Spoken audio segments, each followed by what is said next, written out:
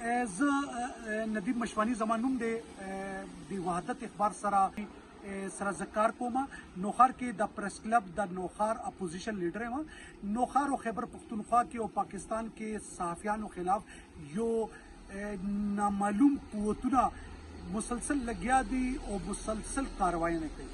امین باغی صاحب د هم ټي وي ریپورټر دی او یو نیم کال مخکې د دې خلاف خطونه مخکې براتله، بیا نه پس کالونه راتله.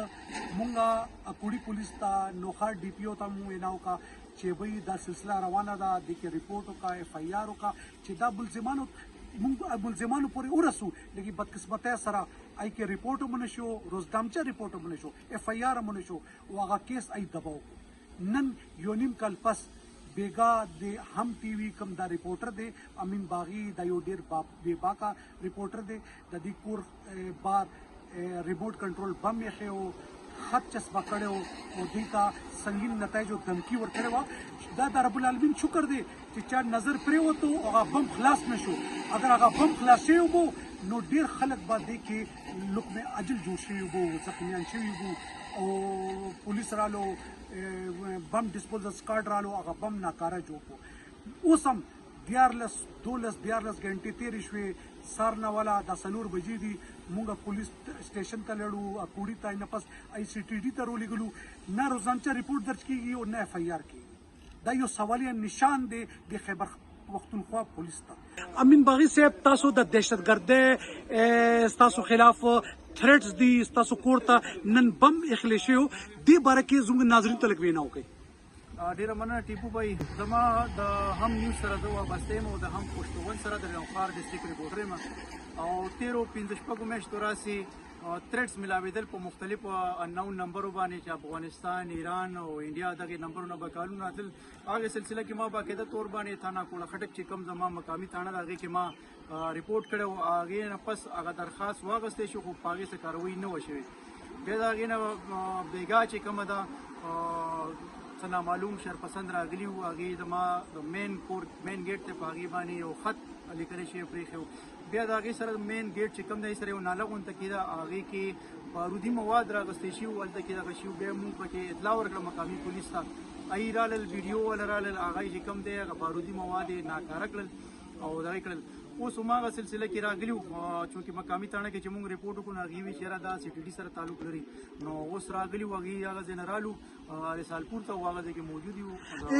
امین باغی صاحب، دینه مخکې هم تاسو ته افغانستان نه او انډیا نه او ایران نه تاسو ته کالونه راتله، هغې کې ریپورټ وشو کې ونه شو، هغې پس منظر لږ ووایي.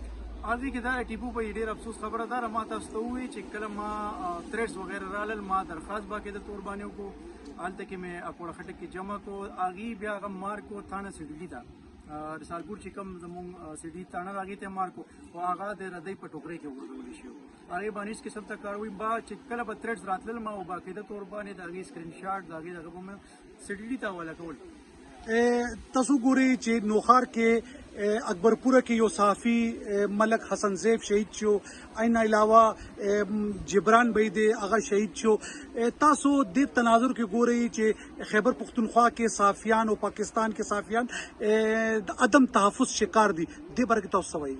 بالکل جی، موږ دا دغه کوو چې کوم پروټیکشن ایکټ د صحافیانو چې هغې له باقاعده خدا ده چې هغې له سیکورټي ورکړي، هغې له پروټیکشن ورکړي. لکه دا نه ده چې یاره مونږ له د سیکورټي والا حواله کړي، دغه دې راته حواله کړي، خو کم سے کم پروټیکشن خو زما حق دی چې ما ته داسې یو مسله راځي چې ما ته پروټیکشن ملاویږي که نه.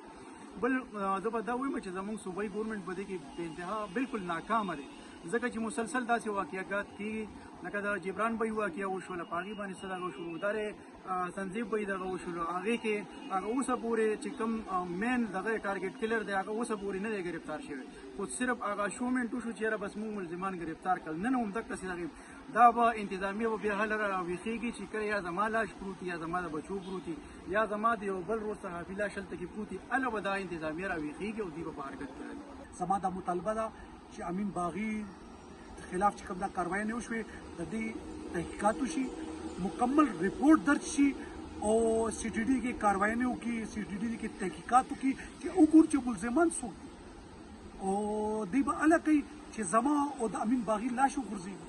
زما دا زموږ دا مطالبه ده چې صحافیان ته جانی او مالی تحفظ پکار دی او چې کم خلک د صحافیانو خلاف کاروایي کوي د دې خلاف مکمل قانوني چارهجویي پکار